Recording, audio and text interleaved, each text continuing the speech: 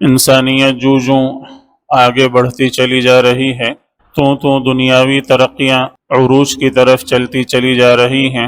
چنانچہ آج آپ جن چیزوں کا استعمال کرتے ہیں، جن چیزوں کو اپنی روزمرہ زندگی میں ایک معمول کی چیز سمجھتے ہیں، آج سے 50 سال پہلے، 100 سال پہلے کوئی اس کا تصور بھی نہیں کر سکتا تھا۔ تو جو دنیا آگے بڑھ رہی ہے، دنیا کے اندر دنیا زمین اپنے خزانے اگل رہی ہے، انسانیت کے نفع کی چیزیں بڑھ رہی ہیں، مال و دولت کی فراوانی ہو رہی ہے، اس کے ساتھ ہی جڑی ہوئی ایک بنیادی بیماری بہت زیادہ عروج کی طرف جا رہی ہے، اور وہ بھی اتنی ہی آگے بڑھ رہی ہے۔ اس بیماری کا نام ہے حسد۔ جب کاروبار آگے بڑھنے لگے، معاشرت آگے بڑھی، دولت، دکانیں، تجارت اس میں ترقی ہوئی، ہر شخص دوسرے سے زیادہ کمانے، دوسرے سے زیادہ حاصل کرنے، دوسرے سے زیادہ حصہ حاصل کرنے کی تگ و دو میں اسی طرح آگے بڑھا۔ فطری طور پر یہ کوئی ایسا برا جذبہ نہیں ہے، ہر انسان بلکہ ہر جاندار دوسرے سے زیادہ یا دوسرے کے رزق کو اپنی طرف کھینچنے کی کوشش کرتا ہے۔ چنانچہ جنگل میں شیر، بھیڑیے، چیتے، لگڑ بھگے بھی یہی کام کرتے ہیں کہ وہ ایک دوسرے کا رزق چھینتے ہیں، ایک دوسرے کا سے زیادہ حصہ حاصل کرنے کی کوشش کرتے ہیں۔ تو زمین کا، دنیا کا نظام اسی طرح قائم ہے کہ سب ایک دوسرے سے جڑے ہوئے ہیں اور ہر ایک کا فائدہ دوسرے سے منسلک ہے، ہر ایک دوسرے کو کچھ فائدہ پہنچاتا ہے، کچھ فائدہ اس سے حاصل کرتا ہے۔ ہر آدمی کی یہ کوشش ہوتی ہے کہ زیادہ نفع اس کو ملے، زیادہ نفع وہ حاصل کرے۔ اگر یہ شوق اور یہ حرص دل میں نہ ہو تو شاید سب اپنے گھروں میں بیٹھ جائیں اور دنیا کا نظام ہی نہ چلے۔ لیکن جب اس جذبے کے اندر اور اس شوق اور اشتیاق کے اندر انسان آخرت کو بالکل بھول جاتا ہے، یا وہ انسان کے جن کا آخرت پر یقین ہی نہیں ہے، وہ کہ جو آخرت کو مانتے نہیں ہیں، وہ جو اللہ تعالیٰ کے وجود کے قائل نہیں ہیں، یا وہ مسلمان کے وہ قائل تو ہیں لیکن آخرت کو بھول جاتے ہیں بیچ میں، اور دنیا ان کے مطمح نظر ہوتی ہے، ان کی اول و آخر تگودو دنیا کے لیے ہوتی ہے، تو یہاں اب ایک دوسری خرابی آ جاتی ہے بیچ میں کہ انسان جب کسی اور کو دیکھتا ہے کہ میرے مقابل یہ آدمی زیادہ آگے بڑھ رہا ہے، دل میں اس سے حسد ہونے لگتا ہے، جس کو ہمارے ہاں کہتے ہیں جلن ہونے لگتی ہے، جیلسی ہونے لگتی ہے۔ انسان دیکھتا ہے کہ دوسرا ترقی کر رہا ہے، میں نہیں کر رہا، اس کو یہ فائدہ مل رہا ہے، مجھے نہیں مل رہا، یہ اس کو اتنا جو ہے وہ فوائد مل گئے، اس نے اتنا کما لیا، اس نے اتنی دنیا بنا لی، میں نے نہیں بنائی۔ اس کی وجہ سے دل کے اندر اس سے حسد اور اس سے جلن ہونے لگتی ہے۔ یہ ایک بڑی خرابی ہے اور ایک بہت بڑی بیماری ہے، اور اس کو رسول اللہ صلی اللہ علیہ وسلم فرماتے ہیں ایاکم والحسد، حسد سے اپنے آپ کو بچائے رکھو، حسد سے اپنے آپ کو بچائے رکھو، فَإِنَّهُ يَأْكُلُ الْحَسَنَاتِ كَمَا تَأْكُلُ النَّارُ الْحَطَبَ، اس لیے کہ حسد نیکیوں کو ایسے کھا جاتا ہے جیسے کہ آگ لکڑی کو کھا جاتی، جیسے آگ سوکھی خشک لکڑیوں کو ہضم کر جاتی ہے، ہڑپ کر جاتی ہے، ویسے ہی حسد کی بیماری ہے، انسان کی نیکیوں کو آہستہ آہستہ ہڑپ کرتی جاتی ہے، انسان کو علم ہی نہیں ہوتا۔ تو یہ اسی طرح ایک اور روایت میں آپ صلی اللہ علیہ وسلم نے فرمایا اسی بات کو، ایاکم والحسد فإنه يأكل الحسنات كما تأكل النار الحطب، حسد سے بچو، اس لیے کہ حسد یہ نیکیوں کو اس طرح کھا جاتا ہے جیسے کہ آگ جو ہے وہ لکڑیوں کو کھاتی ہے۔ وَإِنَّ الصَّدَقَةَ تُطْفِئُ الْخَطِيئَةَ كَمَا يُطْفِئُ الْمَاءُ النَّارَ، اور صدقہ جو ہے یہ گناہوں کی آگ کو اس طرح بجھاتا ہے جیسے کہ پانی جو ہے وہ آگ کو بجھاتا ہے، جیسے جلتی ہوئی آگ پر پانی چھڑک دیتے ہیں، پانی ڈال دیتے ہیں اور وہ ایک دم سے بجھ جاتی ہے، تو بالکل اسی طریقے پر صدقہ جو ہے یہ انسان کے گناہوں کی آگ کو بجھاتا ہے، انسان کے گناہوں کو مٹاتا ہے۔ تو حسد گویا وہ دوسروں سے زیادہ اپنے لیے فائدہ حاصل کرنے کا نام ہے، صدقہ دوسروں کو فائدہ پہنچانے کا نام ہے۔ حسد میں انسان دوسروں سے زیادہ حاصل کرنے، دوسروں کا فائدہ، دوسروں کی چیز، دوسروں کی نعمت اپنی طرف کھینچنا چاہتا ہے۔ صدقے میں انسان اپنی نعمت کو دوسروں کو عطا کر دیتا ہے، دوسروں کی طرف پھیر دیتا ہے، اس لیے فطرتاً یہ دونوں ایک دوسرے کے مقابل۔ تو جیسے حسد جو ہے وہ نیکیوں کو ہضم کر جاتا ہے، نیکیوں کو ہڑپ کر جاتا ہے، ویسے ہی صدقہ گناہوں کو ہڑپ کر جاتا ہے، وہ گناہوں کو مٹا دیتا ہے، وہ گناہوں کو ختم کر دیتا ہے۔ تو اس بیماری سے بچنے کی آپ صلی اللہ علیہ وسلم نے تلقین کی، اور یہ وہ بیماری ہے جس نے ابلیس کو اللہ تعالیٰ کے دربار سے مردود کرایا، باہر جو ہے وہ نکلوا دیا۔ اللہ تعالیٰ نے جب حضرت آدم علیہ السلام کی پیدائش کا، ان کے خلیفہ بنانے کا اللہ تعالیٰ نے ذکر فرمایا، وَإِذْ قَالَ رَبُّكَ لِلْمَلَائِكَةِ إِنِّي جَاعِلٌ فِي الْأَرْضِ خَلِيفَةً، میں زمین میں ایک نائب، ایک خلیفہ بنانے والا ہوں۔ تو شیطان ابلیس کو، مردود کو یہ خیال تھا کہ مجھے خلیفہ بنایا جائے گا، مجھے نائب بنایا جائے گا، میں بہت بڑا عبادت گزار ہوں، بہت بڑا اللہ تعالیٰ کا مطیع فرما بردار ہوں، برس ہا برس سے میں نے اللہ تعالیٰ کی عبادت کی ہے۔ اب جب اللہ تعالیٰ نے سیدنا حضرت آدم علیہ السلام کو زمین میں اپنا خلیفہ مقرر فرمایا تو ابلیس کو، شیطان مردود کو ان سے حسد ہوا کہ ان کو یہ منصب ملا، مجھے کیوں نہیں ملا؟ ان کو اللہ تعالیٰ نے یہ نعمت عطا کی، مجھے کیوں عطا نہیں کی؟ اسی کا نام حسد ہے۔ اس کو یہ چیز ملی، مجھے کیوں نہیں ملی؟ اس کو یہ نعمت ملی، مجھے کیوں نہیں ملی؟ چاہے وہ دینی نعمت ہے، چاہے وہ دنیاوی نعمت ہے، اس کو ملی، مجھے نہیں ملی، میں زیادہ حقدار تھا۔ تو گویا انسان اس میں یہ دعویٰ کرتا ہے کہ اللہ سے بھی وہ زیادہ جانتا ہے، کہ اللہ تعالیٰ نے اس کو دے دی تو نعوذ باللہ اللہ نہیں جانتے تھے کہ یہ حقدار ہے یا یہ حقدار ہے، اللہ نے اس کو دے دی، مجھے نہیں دی۔ لہٰذا اسے حضرت آدم علیہ السلام سے حسد ہوا، اسی حسد کے نتیجے میں تکبر آیا، اور اس کی وجہ سے جو ہے اس نے انکار کیا۔ جب اللہ تعالیٰ نے ان سے فرمایا کہ تم سب نے آدم علیہ السلام کو سجدہ کرنا ہے، تو ابلیس انکار پر اڑ گیا اور کہنے لگا کہ میں اسجد لما خلقت من نار، میں اس کو جو ہے وہ خلقتنی من نار وخلقتہ من طین، میں سجدہ کروں اس ہستی کو کہ آپ نے اس کو مٹی سے پیدا کیا، مجھے آگ سے پیدا کیا۔ آگ مٹی سے افضل ہوتی ہے، آگ اوپر کو اٹھتی ہے، مٹی نیچے کو بیٹھتی ہے، مٹی پاؤں کے نیچے رون دی جاتی ہے، آگ کے کوئی قریب نہیں پھٹک سکتا۔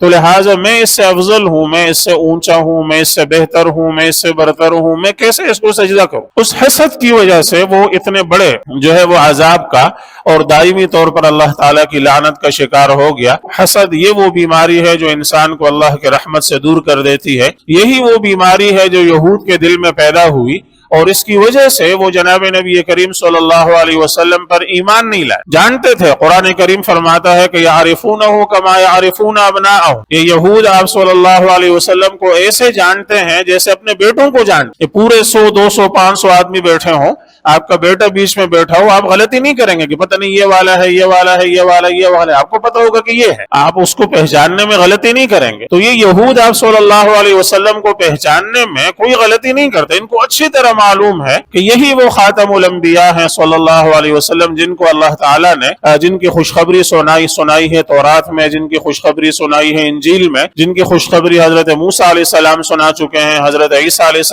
السلام سنا چکے ہیں، یہی ہیں، اچھی طرح جانتے ہیں۔ لیکن کیا ہے؟ ام یحسدون الناس علی ما آتاہم اللہ من فضلہ، یہ لوگ لوگوں کو پر حسد کرتے ہیں کہ اللہ تعالیٰ نے نبوت ان کو دے دی، ہمیں کیوں نہیں؟ ابھی تک تو نبوت ہمارے خاندان بنی اسرائیل میں چلی آ رہی تھی، اب ان میں کیوں چلی گئی؟ عرب کے خاندان بنو اسماعیل میں کیوں چلی گئی؟ اب تک تو ہمارے خاندان میں نبوت چلی آ رہی تھی۔ لہذا اس حسد کی وجہ سے انہوں نے ایمان لانے سے وہ پیچھے ہٹے رہے، ایمان پر اقدام نہیں کیا، اور ایمان سے اپنے آپ کو روکے رکھا، صرف اس حسد کی وجہ سے، اور اس کی وجہ سے دائمی خرابی، اس کی وجہ سے دائمی جہنم میں جلنا انہوں نے قبول کی۔ تو یہ ایک ایسی بڑی بیماری ہے اور ایک ایسی خطرناک اور خوفناک بیماری ہے کہ یہ انسان کو ہلاکت میں ڈال دیتی ہے۔ یہ انسان کے لیے دنیا کے اندر بھی ایک ہمیشہ پریشانی اور اضطراب کا باعث، آخرت میں بھی انسان کے لیے یہ تباہی کا، آخرت میں انسان کے لیے بربادی کا، جہنم میں لے جانے کا باعث ہے۔ اس لیے ایک مومن کو اس سے خاص طور پر بچنا چاہیے اور اس سے اپنے آپ کو جو ہے وہ بچانا چاہیے۔ پھر اس کو ذرا سمجھنا چاہیے کہ حسد اور ایک اردو میں جس کو رشک کہتے ہیں، عربی میں غبطہ کہتے ہیں، یہ دو الگ الگ چیزیں ہیں۔ رشک کرنا کہتے ہیں کسی آدمی کے پاس آپ نے کوئی نعمت آپ نے دیکھی اور آپ نے دیکھا کہ بڑا اچھا، وہ آپ کو پسند آئی، تو آپ نے سوچا کہ اگر ایسی نعمت اللہ تعالیٰ مجھے بھی دے دے تو کیا ہی اچھی بات ہے۔ تو آپ کو اس پر کوئی اعتراض نہیں ہے، کوئی سوال نہیں ہے، اس کے بارے میں آپ کوئی برا نہیں سوچتے، صرف یہ کہ جو نعمت اللہ نے اس کو دی ہے اللہ مجھے بھی دے دے، آپ اللہ سے مانگ لیتے ہیں، اس کو رشک کہتے ہیں۔ تو رشک کرنا یہ برا نہیں ہے، آپ اللہ تعالیٰ سے مانگتے رہیں، دنیا جہاں کی نعمتیں مانگتے رہیں، اللہ تعالیٰ سے کوئی برا نہیں ہے، اللہ اس پر خوش ہوتے ہیں، اللہ اس پر ناراض نہیں ہو۔ اللہ سے آپ جتنا مانگتے ہیں اللہ اس سے خوش ہوتے ہیں، یہ رشک کہلاتا ہے، اس کو عربی میں غبطہ کہتے ہیں۔ حسد جو ہے یہ ہوتا ہے کہ آپ نے دوسرے کی نعمت دیکھی اور اس پر آپ نے یہ سوچا اور دل میں یہ آیا، دل میں یہ جذبہ پیدا ہوا کہ اس کے پاس کیوں ہے، اس سے یہ زائل ہو جائے، اس سے یہ ختم ہو جائے، مجھے مل جائے، اس شخص سے نعمت چھن جائے، نعمت مجھے حاصل ہو جائے، تو آپ دوسرے سے اس نعمت کے چھیننے کے متمنی ہوتے ہیں اور اس نعمت کے خود حاصل ہونے کے لیے. اور بعض دفعہ تو یہ ہوتا ہے کہ آدمی کو یہ بھی پرواہ نہیں ہوتی کہ مجھے حاصل ہوتی ہے نعمت یا نہیں ہوتی، اس سے چھن جائے. بہت دفعہ آپ نے دیکھا ہوگا ویسے لوگوں کو کہ کسی اور کی تکلیف پر وہ خوش ہوتا ہے، کسی اور کی تکلیف پر ان کو راحت ملتی ہے، چاہے خود ان کو اس سے کوئی فائدہ نہیں. یہ اور بھی زیادہ حسد کا انتہائی درجے کا نچلا اور درجہ ہے اور انتہائی درجے کا کمینہ پن ہے. تو اس سے اور بھی زیادہ اپنے آپ کو بچانا چاہیے اور اپنے آپ کو اس سے محفوظ رکھنا چاہیے.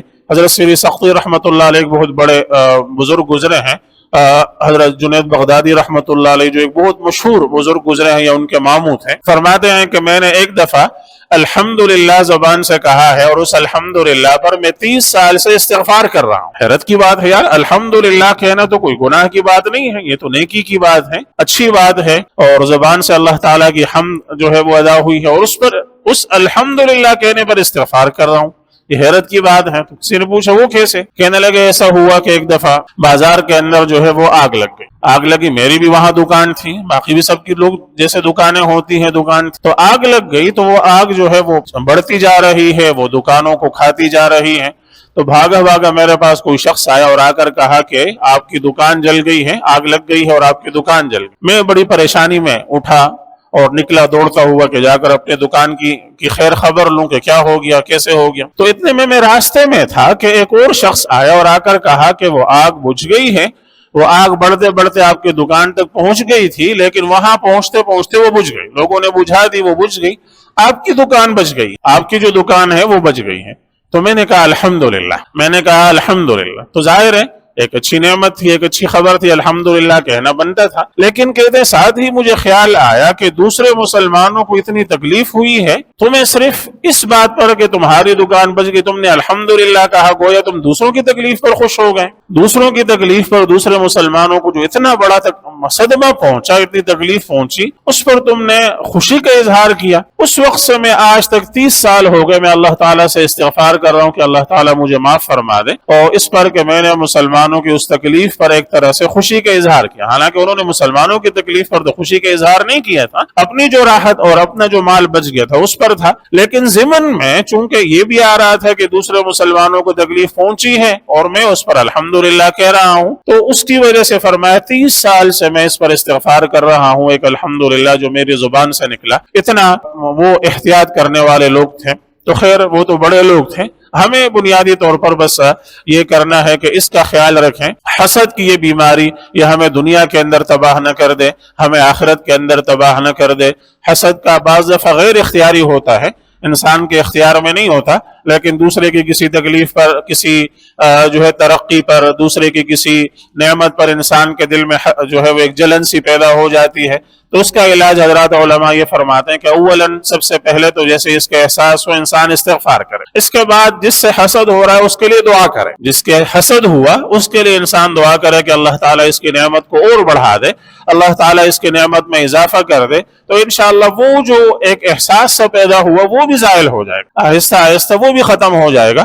تو اپنے آپ کو اس بیماری سے بچانے کا بہت خیال رکھنا چاہیے.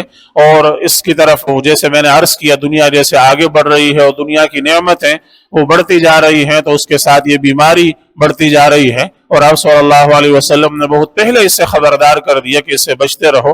ایک اور حدیث میں آپ صلی اللہ علیہ وسلم سے منقول ہے کہ آپ صلی اللہ علیہ وسلم نے فرمایا دب الیکم داء الامم قبلکم، تمہاری طرف جو ہے وہ پہلی جو امتوں کی بیماری تھی وہ رینگ کر تم میں داخل ہو گئی، وہ تمہاری طرف جو ہے وہ آگے بڑھ رہی ہے. اور وہ کیا ہے؟ الحسد والبغضاء، حسد اور بغض. پہلی امتوں کی بیماری جس نے پہلی امتوں کو ہلاک کیا وہ رینگتے ہوئے تمہاری طرف بھی آگے بڑھ رہی ہے اور تم میں داخل ہو رہی ہے. اور وہ کیا ہے؟ الحسد والبغضاء، حسد ہے اور بغض ہے. اور آپ نے فرمایا والبغضاء هي الحالقہ لا اقول حالقۃ الشعر ولكن حالقۃ الدین، کہ بغض جو ہے یہ مونڈ کے رکھ دیتا ہے، مونڈ دینے والا. پھر آپ نے فرمایا میں یہ نہیں کہتا کہ یہ بالوں کو مونڈ دیتا ہے، یہ دین کو مونڈ دیتا ہے. بغض جو ہے یہ آپ نے فرمایا مونڈ دیتا ہے. اب آپ ہر انسان ذہن میں سوچے گا کہ مونڈنے کا لفظ استعمال ہوتا ہے، شیو کرنے کے لیے، بال مونڈنے کے لیے استعمال ہوتا ہے. تو آپ نے فرمایا میں تمہیں بتاؤں کہ یہ ایسی چیز نہیں ہے کہ جو بالوں کو مونڈ دے، ایسی چیز ہے کہ یہ دین کو مونڈ دیتی ہے.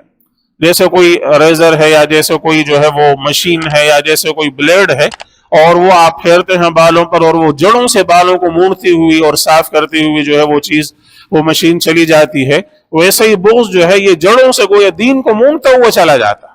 تو اس لیے آپ نے فرمایا اس سے بچنے کا اہتمام کرو، اس سے اپنے آپ کو بچاؤ. ایک چھوٹا سا قصہ واقعہ ذکر کر کے جو مسند احمد میں مذکور ہیں، اب بات ختم کرتا ہوں.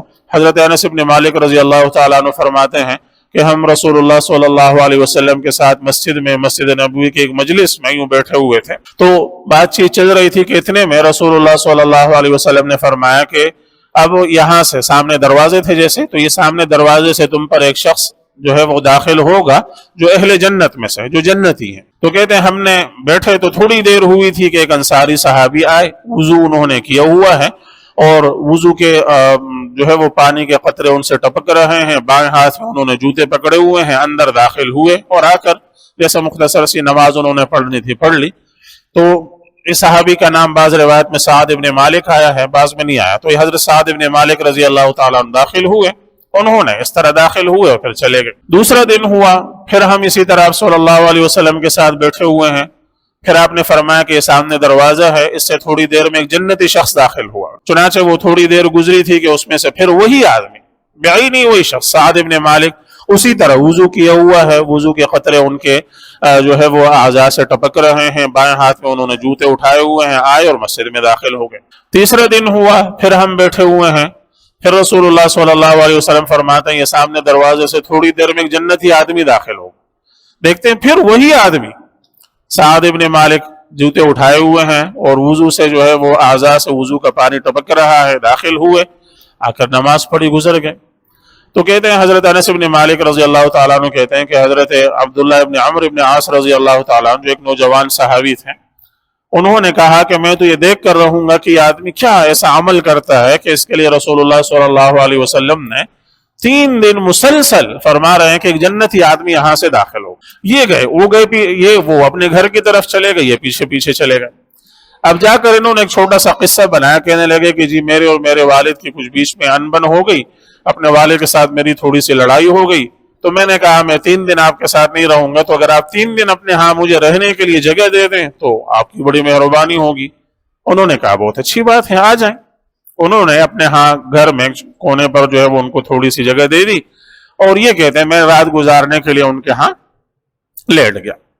اب لیٹا ہوں، ظاہر سونے کے لیے تو گیا نہیں تھا کہ میں جا کر سو جاتا. تو اب جا کر دیکھ رہا ہوں کہ یہ آدمی کیا ایسا عمل کرتا ہے کہ اس کو رسول اللہ صلی اللہ علیہ وسلم 3 دن مسلسل جنتی فرما رہا ہے. تو کہتے ہیں میں دیکھتا رہا، وہ آرام سے سو رہے ہیں اور سو رہے ہیں اور سو رہے ہیں، بس اتنا ہے کہ وہ کبھی کروٹ بدلتے ہیں، تھوڑی آنکھ کھلتی ہے تو سبحان اللہ، الحمدللہ، اللہ اکبر جیسے کوئی مسلمان جو ہے وہ زبان سے اللہ تعالیٰ کی حمد ثنا کے کلمات نکلتے ہیں وہ ادا کر دیتے ہیں، پہلو بدلتے ہیں، پھر سو جاتے ہیں. صبح کو جو ہے وہ معمول کے مطابق جیسے اور سب اٹھتے تھے یہ اٹھے اور انہوں نے وضو کیا، نماز وغیرہ پڑھی، آ گئے، کچھ نہیں ہوا.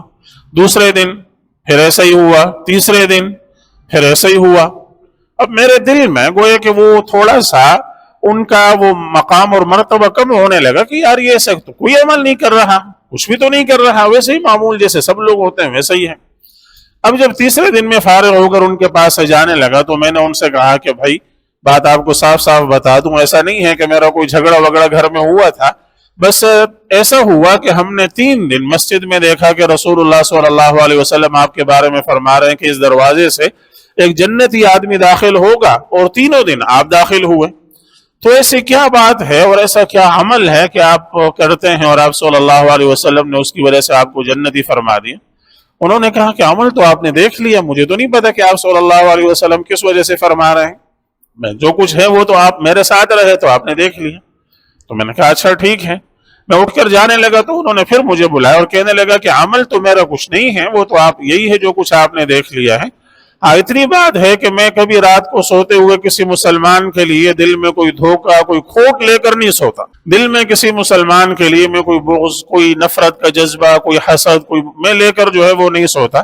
اور کسی مسلمان کی نعمت پر میں حسد نہیں کرتا اللہ تعالیٰ سے، اور اس کی نعمت کو زائل کرنے کا کی دعا یا بد دعا میں نہیں کرتا۔ تو حضرت عبداللہ بن عمرو بن عاص رضی اللہ عنہ کہتے ہیں میں نے کہا کہ بس یہی وہ بات ہے جو آپ کو یہاں تک پہنچا گئی، اور جس کی وجہ سے رسول اللہ صلی اللہ علیہ وسلم آپ کے لیے جنت کی بشارت دے رہے ہیں۔ اللہ تعالی ہم سب کو انہی کے نقش قدم پر چلنے کی توفیق عطا فرمائے، اور اللہ تعالی ہم سب کی دنیا بھی اچھی فرمائے اور آخرت بھی اچھی فرمائے۔ وآخر دعوانا الحمدللہ رب العالمین۔